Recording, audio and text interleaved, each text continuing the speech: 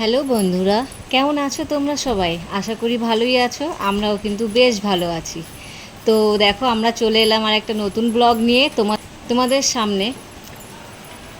তো আজকের ব্লগটা একটু অন্য রকমের। আজকে একটা জায়গায় আমরা যাচ্ছি। বলো তো কোথায় যাচ্ছি? আমি কেমন কথা বলছি, তোমরা কি করেই বা জানবে যে আমরা কোথায় যাচ্ছি? আমরা যাচ্ছি আজকে একটা মন্দিরে। মন্দিরটা কিন্তু খুব জাগ্রত মন্দির। এটা রয়েছে হুগলির বাঁশবেড়িয়ার হংসেশ্বরী মন্দির। এই মন্দিরটা আজকে আমি তোমাদের সবাইকে নিয়ে যেতে চাই। আমি কিন্তু অনেকবার গেছি, তাই আমার ভালো লেগেছে। আমার মনে হয়েছে যে তোমাদের সঙ্গে এই ভিডিওটা শেয়ার করা যেতেই পারে, তাই না বলো?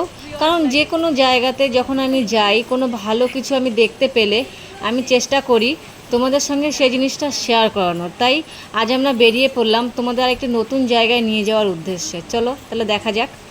তো দেখো, আমরা প্রায় অনেকটা দূরেই চলে এসেছি আমার বাড়ি থেকে। আর আমার সঙ্গে রয়েছে আমার ছোট্ট পুচকি, আমার সোনাই। আর এটাও আমার একটা মেয়ে বলতে পারো, এ আমার জায়ের মেয়ে। তো আমরা চলেছি। ও তো তোমাদেরকে তো বলতে ভুলেই গেছি, এই বাঁশবেড়িয়াতে আমার শ্বশুর বাড়ি, ব্যান্ডেলের পাশেই এটা, ঠিক আছে? তো আমি এখানে তো অনেকবারই গেছি। তো আমার শ্বশুর বাড়ি থেকে আমার যে মায়ের যে মন্দিরটা খুব কাছেই, কিন্তু বেশি টাইম লাগে না। হয়তো খুব জোর হলে 10 থেকে 15 মিনিট টাইম লাগে পায়ে হেঁটে। তাই ভাবলাম বেরিয়ে পড়া যায় কাজে তোমাদেরকে নিয়ে।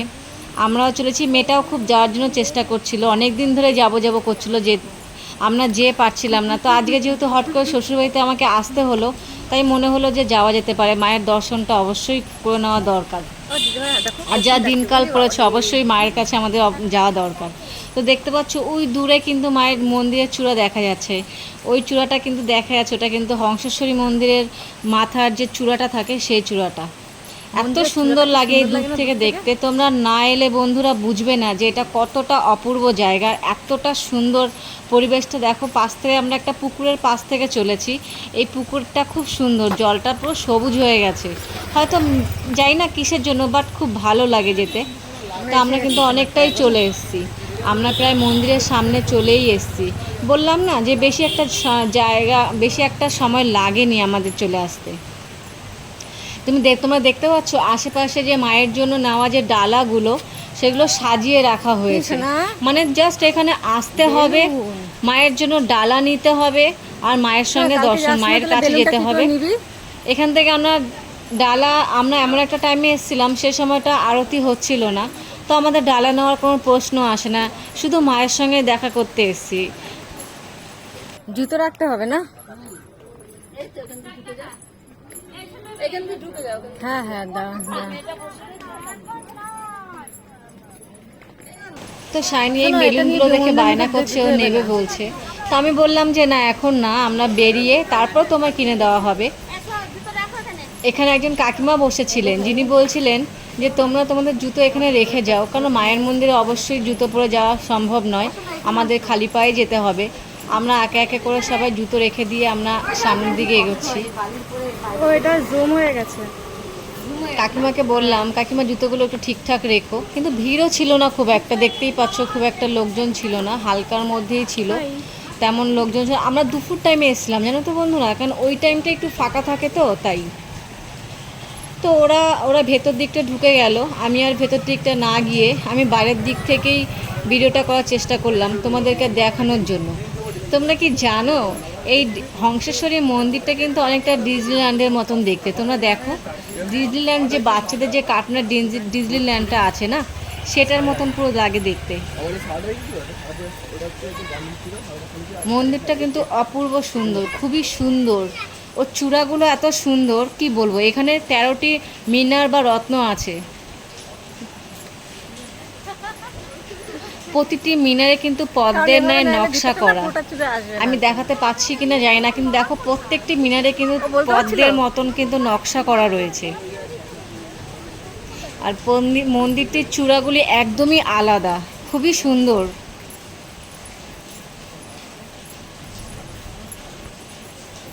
মন্দিরটির সামনেই বেশ অনেকটা জায়গা জুড়ে রয়েছে সুন্দর সবুজ বাগান, খুবই সুন্দর লাগছে, তাই না? আমার তো খুবই ভালো লেগেছে।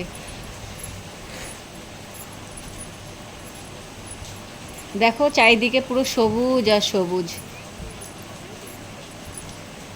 তো আমি আস্তে আস্তে করে মন্দির দিকে এগোচ্ছি। মন্দিরটা তোমাদেরকে দর্শন করানোর জন্য কতটা কি দর্শন করাতে পারবো জানি না, কারণ এখানে টোটালি ভিডিও করাটা পুরোটাই নিষিদ্ধ, বারণ।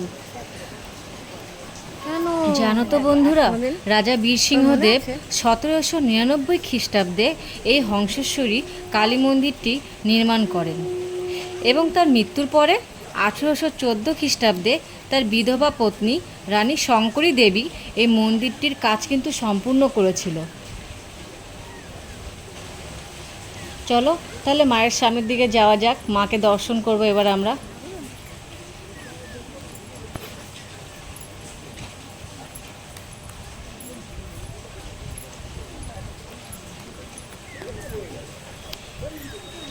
আমরা মায়ের সামনে চলে এসেছি।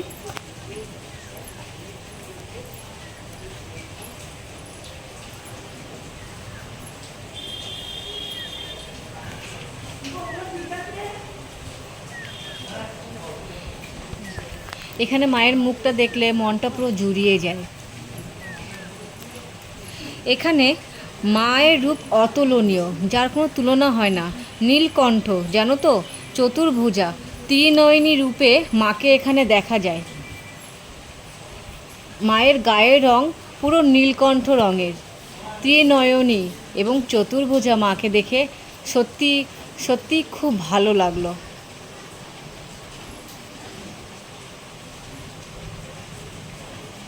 সবাই ভিড় করে মাকে একটু দর্শন করার জন্য সবাই সামনে এগিয়ে এগিয়ে যাচ্ছে।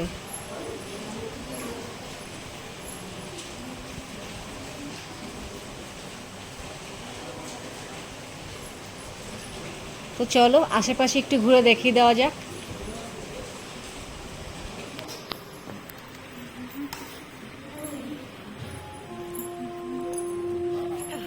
স্লিপ খাচ্ছিলাম ওই জায়গাটায়। তোমরা কি দেখতে পাচ্ছ, মন্দিরটির পাশেই রয়েছে সেই জমিদারদের বাড়ি, যেটা অনেকটাই এখন ধ্বংসের মুখে। তাও শুনেছি এখানে নাকি এখনও সে জমিদারের বংশধররা বসবাস করেন। এর পাশেই রয়েছে শুভরাজির অন্তর বাসুদেব মন্দির। দেখতে পাচ্ছ ওই যে দূরে দেখা যাচ্ছে, ওটাই সেই বাসুদেব মন্দির। আমরা আস্তে আস্তে এগিয়ে চলেছি সেই মন্দিরটার দিকে। যতটা সাধ্য তোমাদেরকে দেখানোর চেষ্টা করছি। আগেই বলেছি কিন্তু বন্ধুরা, এখানে ভিডিও করা সম্পূর্ণ নিষিদ্ধ।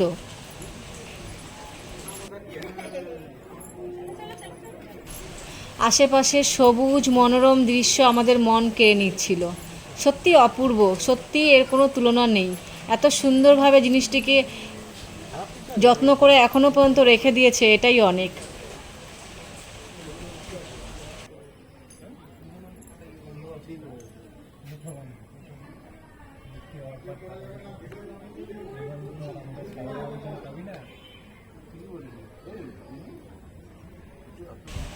মন্দিরটির পাশে অনেকটা জায়গা জুড়ে রয়েছে সবুজ বাগান।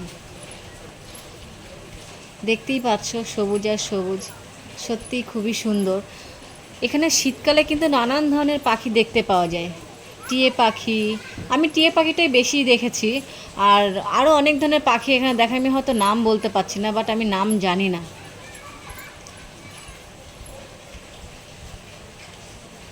সবাই যে যার মতো ঘুরে ঘুরে চারিদিকটা দেখছে, পর্যবেক্ষণ করছে।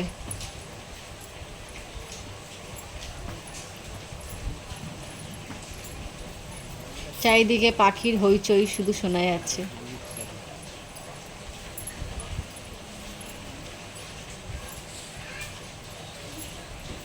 খুবই সুন্দর জায়গা।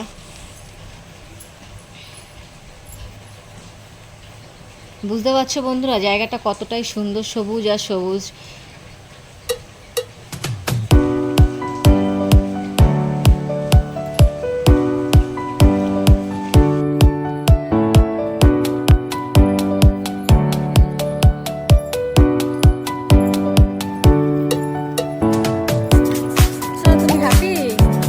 তো আমাদের মায়ের মন্দির দেখা শেষ, তোমাদেরকেও দেখিয়ে দিলাম যতটা পেরেছি বন্ধুরা, ভালোভাবেই দেখিয়ে দেওয়ার চেষ্টা করেছি। আর আমি যতটা জেনেছি মন্দির সম্পর্কে ততটাই তোমাদের সাথে শেয়ার করলাম। আশা করি ভালো লাগবে। তো আমরা বেরিয়ে গেছি, এবার রাস্তা থেকে হাঁটছি, খিদেও পেয়েছে, অনেকক্ষণ আমরা ওখানে ছিলাম, সন্ধ্যের প্রায় হয়ে এলো। তো মাম্পি বললো কাকিমণি, আমি ওর যেহেতু কাকিমণি হই, আমাকে বললো কাকিমণি চলো একটু মোমো খাওয়া যাক। আমি বললাম চলো তাহলে খেয়ে নাও মোমো। না ভাই, তো মোমোর দোকানে এসে বেশ খানিকক্ষণ আমরা দাঁড়িয়েই ছিলাম। তো ভদ্রমহিলা মোমো তৈরি করে দেবে আমাদেরকে, ততক্ষণ আমরা ওয়েট করছি।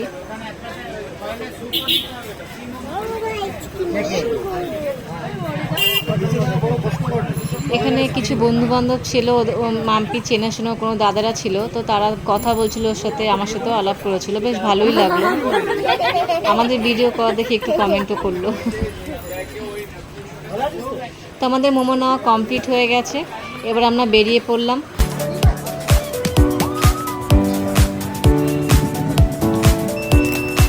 কি হচ্ছে দাদা?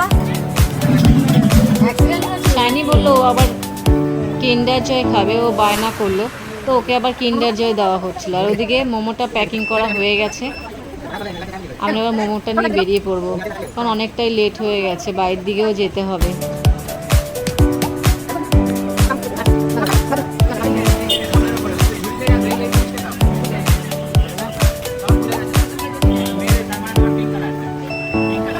খোলো, ওটা টানো খুলে যাবে।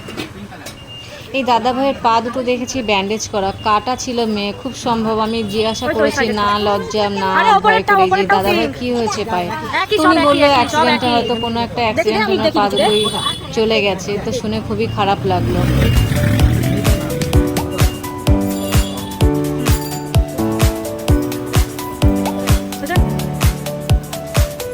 তো বন্ধুরা আমরা এবার বাইরের দিকে বেরিয়ে পড়লাম, আমাদের নেওয়া কমপ্লিট। মোমো নিয়ে ফেলেছি, শাইনির জন্য ওই দেখো বেলুন নিয়ে নিয়েছি, ওর কিন্ডার জয় নিয়ে নিয়েছি, ও একটা ভিডিও গেম কিনেছে সেটাও নিয়ে নিয়েছি, সেটা অতটা তোমাদেরকে ডিটেলসে দেখালাম না। এবার আমরা বেরিয়ে পড়লাম, রাস্তাটা দেখো খুবই সুন্দর, মন্দিরের রাস্তা, তো চারিদিকে পুরো লাইটিং করা ছিল। আমরা আস্তে আস্তে বেরিয়ে পড়লাম আর গল্প করতে করতে বাড়ির দিকে যাচ্ছি। এভাবেই বন্ধুরা তোমরা কিন্তু আমাদের পাশে থেকো, ঠিক আছে? কারণ তোমরা না থাকলে আমাদের কিন্তু এই জার্নিটা এতটা সহজ হবে না।